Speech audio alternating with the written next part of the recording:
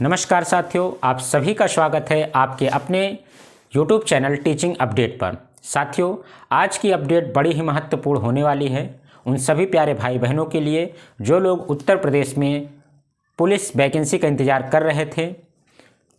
जैसा कि आपको पता है कि उत्तर प्रदेश में लगभग 32,500 कांस्टेबल भर्ती आ चुकी हैं। उसके लिए जो भी डिटेल्ड नोटिफिकेशन था वो सारी की सारी बातें हमने इसी चैनल पे वीडियो के पार्ट नंबर 1 में डाल दिया है। आपने अगर उस वीडियो को नहीं देखा है तो सबसे पहले जा कर के इसके पार्ट 1 को ज़रूर देखिए। उसमें आपको कौन कौन सी योग्यताएं हैं, कैसे एग्ज़ाम पैटर्न क्या है, कितनी लंबाई मांगी गई है, ये सारी वीडियो में आपको जानकारी दे दी गई है। आज की वीडियो संबंधित है कि फॉर्म अप्लाई करने से पहले आपको कौन कौन सी सावधानियां बरतनी हैं और कौन कौन से महत्वपूर्ण डॉक्यूमेंट्स हैं जो आपको एग्ज़ाम डेट ख़त्म होने से पहले बनवा लेना है और उस डॉक्यूमेंट के माध्यम से ही आपको अपने फॉर्म को अप्लाई करना है। क्योंकि जैसा कि आपको पता है कि यूपी पुलिस आयोग के द्वारा जो भी फॉर्म अप्लाई किया जाता है, अगर उसमें छोटी सी गलती होती है तो आपके फॉर्म को रिजेक्ट कर दिया जाता है। साथियों, फॉर्म आपका रिजेक्ट ना हो इसलिए 8-10 मिनट की वीडियो आप पूरा देख लीजिए। सारी की सारी कन्फ्यूजन, कौन कौन से डॉक्यूमेंट्स और किस डेट तक के डॉक्यूमेंट आपके पास होने चाहिए, वो सारी की सारी जानकारी इस वीडियो में आपको दे दी जाएगी। साथियों, जैसा कि आपको पता है कि यूपी पुलिस कांस्टेबल भर्ती 2025 की लगभग 32,500 पदों पर जो वैकेंसी होने वाली है उसके लिए 31/12/2025 को नोटिफिकेशन आ चुका है और उसकी अंतिम तिथि की बात करें तो 30 जनवरी 2026 है। तो अभी आपके पास पर्याप्त समय है, 20 से 25 दिनों का टाइम है। आप फॉर्म को बड़े ही अच्छे से अप्लाई कर सकते हैं। अब हम लोग जानते हैं कौन कौन से ऐसे महत्वपूर्ण डॉक्यूमेंट्स हैं जो आपको एग्ज़ाम डेट खत्म होने से पहले ही बनवा लेना है, फॉर्म भरने से पहले बनवा लेना है। तो देखिए, सबसे पहले महत्वपूर्ण डॉक्यूमेंट्स में हम लोग बात करते हैं। आप फॉर्म को अप्लाई करने से पहले ये सारी चीज़ें अपने पास ज़रूर रखें, वरना आपका फॉर्म रिजेक्ट हो सकता है और आपकी तैयारी किसी काम की नहीं रहेगी। तो साथियों, पहली कंडीशन देखते हैं कि पहला कौन सा डॉक्यूमेंट्स है।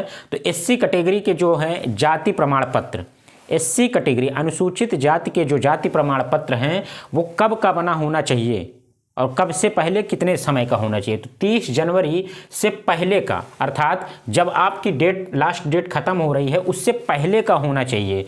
और वो कितना भी पुराना हो, 2 साल या 4 साल, कितना भी पुराना हो, इसमें ये नहीं कहा गया है। लेकिन यही ध्यान रखना ये एससी कैटेगरी का है। एससी और एसटी कैटेगरी के लिए जो जाति प्रमाण पत्र है वो 30 जनवरी 2025 से पहले बन जाना चाहिए। इसका अर्थ समझिए आप, जब आपका लास्ट डेट है 30 जनवरी, तो 30 जनवरी के पहले कभी भी आपका जाति प्रमाण पत्र बना हो, वो चाहे जितना भी पुराना हो, वो मान्य होगा। और वो किसके लिए है? वो एससी और एसटी कैटेगरी के लिए है। तो ये दो बात एससी और एसटी कैटेगरी वाले विद्यार्थी ध्यान देंगे कि उनका जो डॉक्यूमेंट्स है जाति प्रमाण पत्र का, तो वो आपका बना होना चाहिए 30 जनवरी से पहले और कितना भी पुराना हो। अब आगे देखते हैं ओबीसी का। यहाँ पे कन्फ्यूजन होता है। जो ओबीसी कैटेगरी के का जाति प्रमाण पत्र है, ओबीसी कैटेगरी का जो जाति प्रमाण पत्र है वो 1 अप्रैल 2025 के बाद का बना होना चाहिए। अर्थात 1 अप्रैल 2025 से पहले नहीं होना चाहिए, 31 मार्च 2025 का नहीं होना चाहिए। ये कहने का अर्थ है 1 अप्रैल 2025 के बाद से लेकर के अभी जब फॉर्म डेट ख़त्म होने वाली है 30 जनवरी 2026 से पहले का होना चाहिए, तभी मान्य है। ओबीसी के जितने भी कैंडिडेट हैं बहुत ध्यान से और बहुत इत्मीनान से इस बात को समझेंगे, अन्यथा आपका फॉर्म रिजेक्ट हो जाएगा तो आपको बड़ी मुश्किल होगी। देखिए, ओबीसी के लिए जो जाति प्रमाण पत्र है उसका बनने की डेट क्या है। अगर आपका वो फॉर्म जो भी आपने जाति प्रमाण पत्र बनवाया है, अगर वो 1 अप्रैल से लेकर के 1 अप्रैल 2025 से लेकर के 30 जनवरी 2026 के बीच का है, तभी आपका मान्य रहेगा। इसका अर्थ सीधा सीधा है, आपके पास जो जाति प्रमाण पत्र होना चाहिए वो 2025 का चाहिए, बहुत पुराना नहीं चाहिए। और 2025 में भी 1 अप्रैल से लेकर के अभी तक का चल जाएगा, यानी इसका मान्य हो जाएगा। तो ये ओबीसी के कैंडिडेट को बहुत ध्यान से इस बात को समझनी पड़ेगी। अब हम बात करते हैं ईडब्ल्यूएस की बात। ईडब्ल्यूएस वालों को पता होता है, इस वजह से उनको भी यही सेम ऐसी ही कंडीशन है कि 1 अप्रैल 2025 के बाद का जो भी उनका प्रमाण पत्र बनता है वो 1 अप्रैल 2025 के बाद का हो और फॉर्म के लास्ट डेट से पहले का हो, 30 जनवरी से पहले का हो। ठीक है। आप इन बातों को समझ गए होंगे कि जो जाति प्रमाण पत्र हैं वो कैसे कैसे कितने कितने डेट पर बना होना चाहिए। तो एससी का 30 जनवरी से पहले कभी का भी हो सकता है, 2, 4, 10 साल पुराना भी हो सकता है। एसटी का भी वही कंडीशन है, लेकिन ओबीसी का 1 अप्रैल 2025 के बाद बना हो और फॉर्म की लास्ट डेट 30 जनवरी से पहले का बना होना चाहिए। ईडब्ल्यूएस का भी है। अब हम बात करते हैं अगले डॉक्यूमेंट्स की, जो है निवास प्रमाण पत्र। अभी हमने बात किया जाति प्रमाण पत्र की, अब बात करते हैं निवास प्रमाण पत्र की। देखिए, निवास प्रमाण पत्र में ओबीसी, ईडब्ल्यूएस, एससी या एसटी जितनी भी कैटेगरी है सारी कैटेगरी की बात कर रहे हैं। किसमें? निवास प्रमाण पत्र में। निवास प्रमाण पत्र में ओबीसी, ईडब्ल्यूएस, एससी और एसटी इन सभी का प्रमाण पत्र कब का होना चाहिए? वो कितना भी पुराना हो सकता है, वो 30 जनवरी से पहले का होना चाहिए। यानी जब आप फॉर्म की लास्ट डेट जो होने वाली है इससे पहले कितना भी पुराना हो, लेकिन कौन सा प्रमाण पत्र? निवास प्रमाण पत्र। वो किसी भी कैटेगरी का हो और जितना भी पुराना हो वो चलेगा, लेकिन फॉर्म की अप्लाई करने से पहले का होना चाहिए, फॉर्म के लास्ट डेट से पहले का होना चाहिए। यह बात आपको समझ में आ गई होगी कि निवास प्रमाण पत्र की क्या कंडीशन है और क्या डेट है।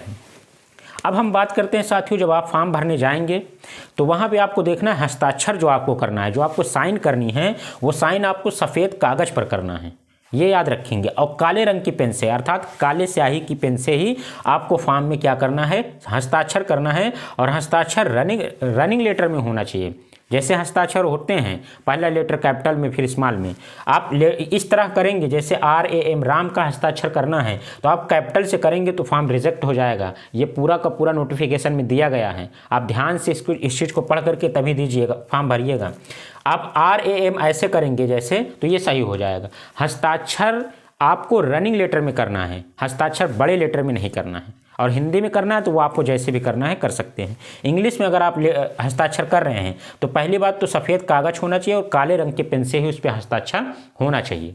ये बातें बड़े ध्यान से समझना है आपको। और ये बड़ी छोटी छोटी गलतियाँ जो लोग कर देते हैं, फिर कहते हैं हमारा एडमिट कार्ड नहीं आया है, या एडमिट कार्ड आया तो अंत में हमको रिजेक्ट कर दिया गया, हमारा फॉर्म ही रिजेक्ट कर दिया गया। तो अगर ऐसी गलती करेंगे आप छोटी छोटी तो रिजेक्ट हो जाएगा फॉर्म। इस वजह से आपको ये सारी बातों को ध्यान रखना पड़ेगा। आइए हम फ़ोटो की बात करते हैं। फ़ोटो कैसे लगेगी? जब आप फॉर्म भरेंगे तो लाइव फ़ोटो भी आपकी क्लिक होनी चाहिए।